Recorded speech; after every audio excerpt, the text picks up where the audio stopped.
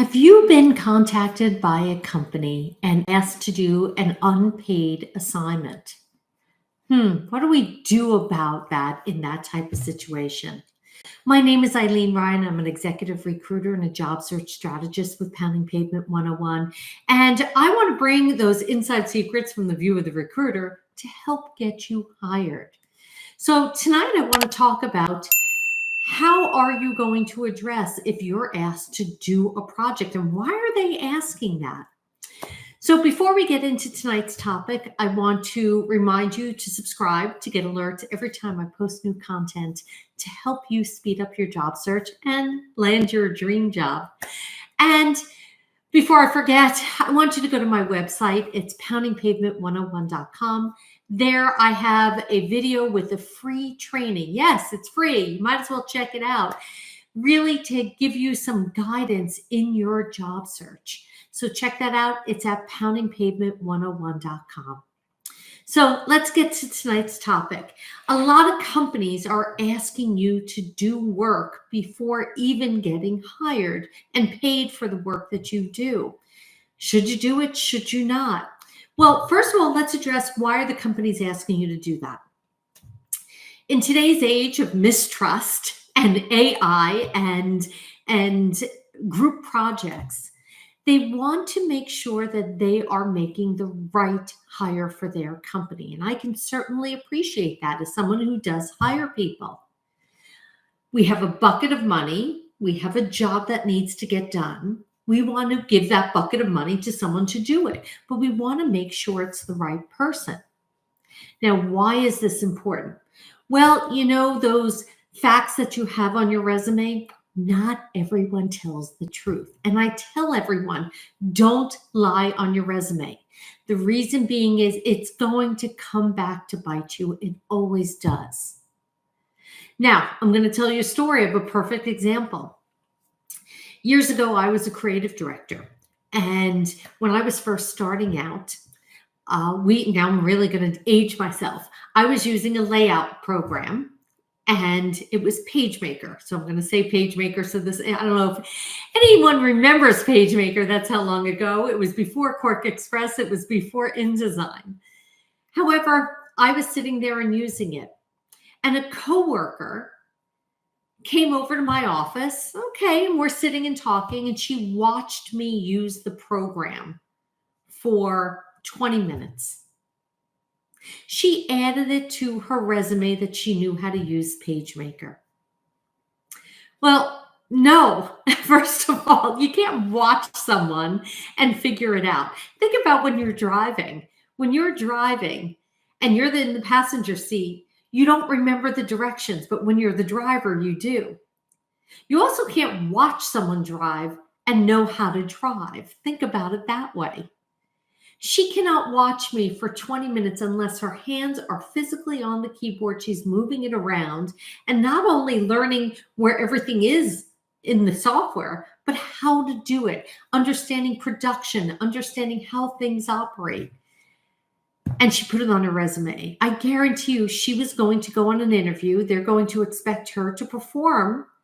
And she's not going to be able to. Why would you ever want to get caught in that situation? Because guess what? Number one, if you got the job, you're not going to last very long because they're wondering if you're lying about that, what else are you lying about?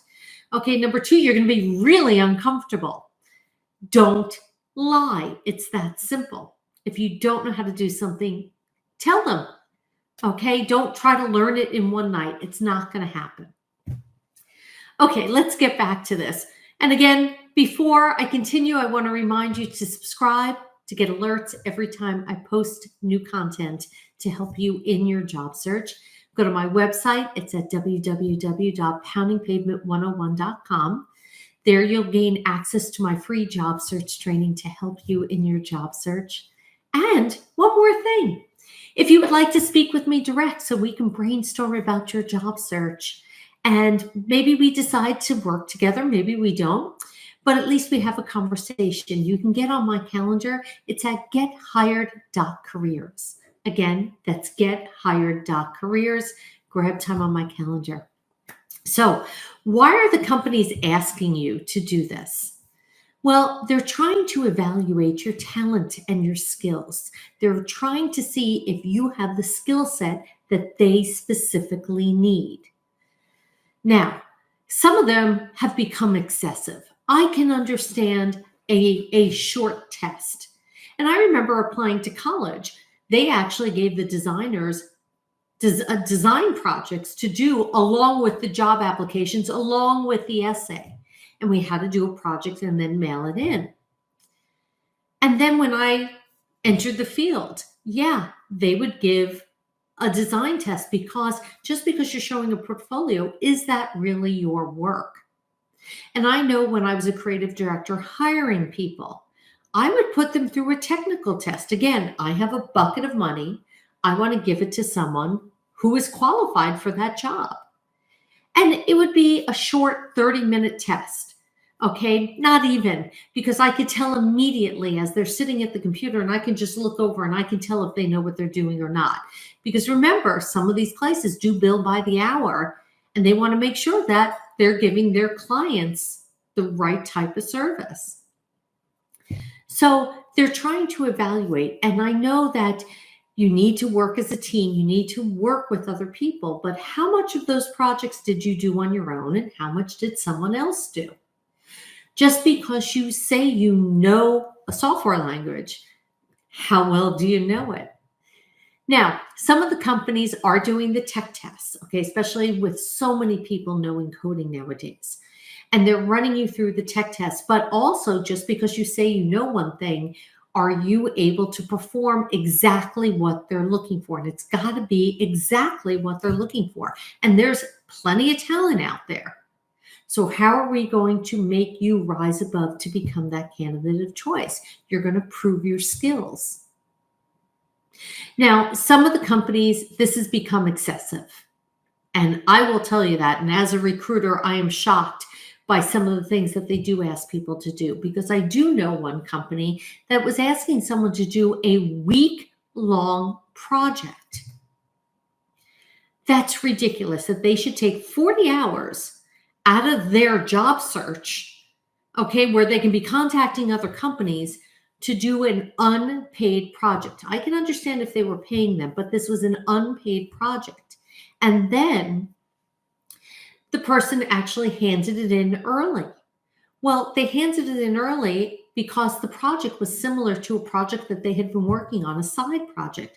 So they took some of the code that was already written, evaluated it. It was their code, put it into the project.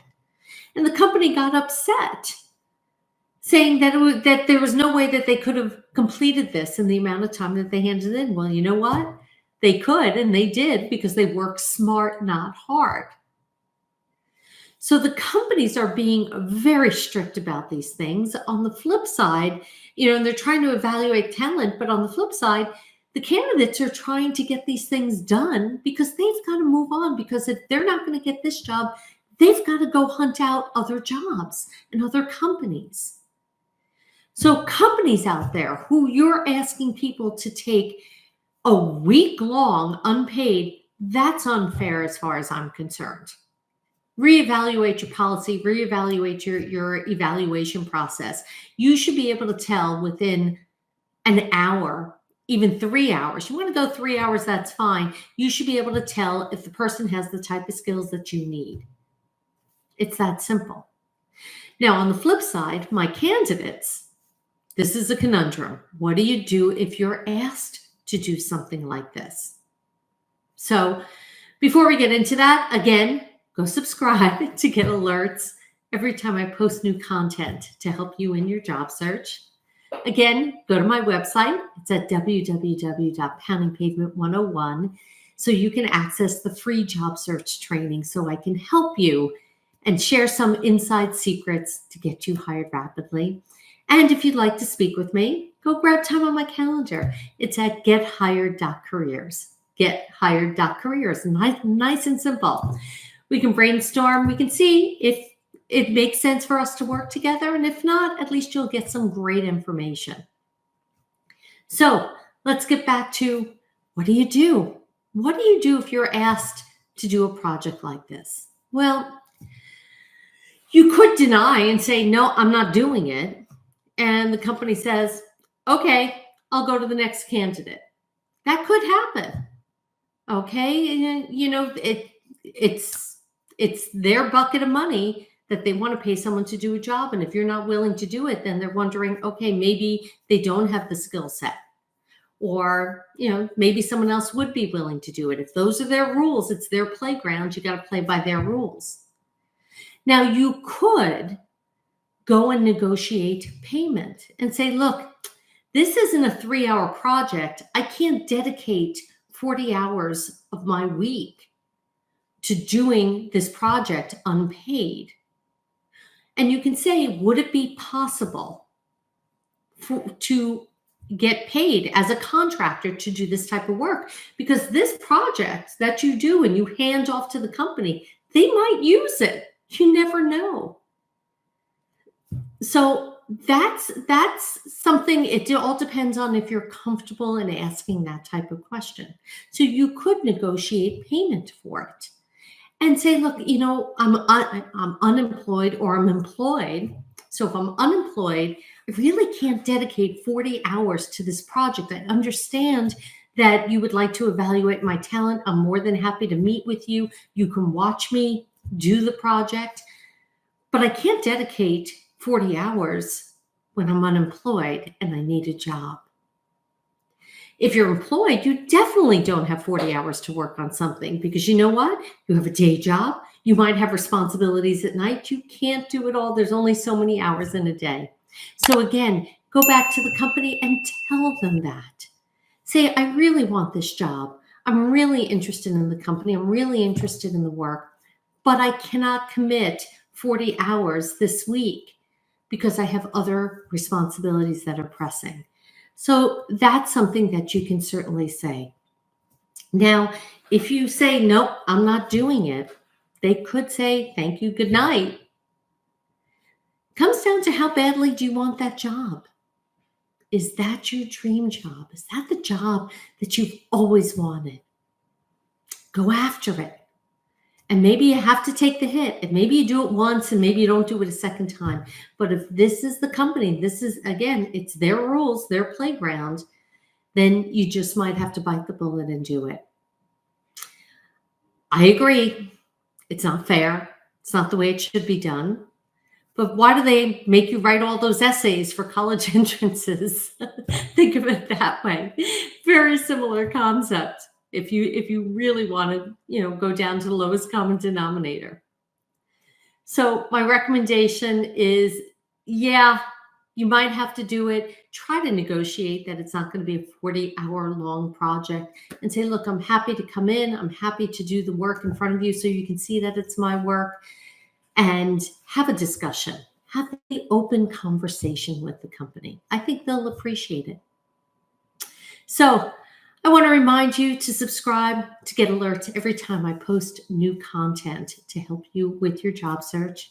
Remember to go to my website. It's at poundingpavement101.com in order to gain access to the free job search training, because I really do want to help share those inside secrets with you.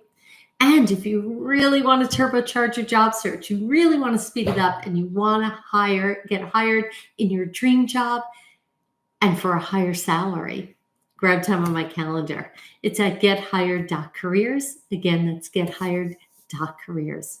My name is Ilene Rein. I'm an executive recruiter and a job search strategist. I'm here to share the inside secrets from the view of the recruiter to get you hired rapidly.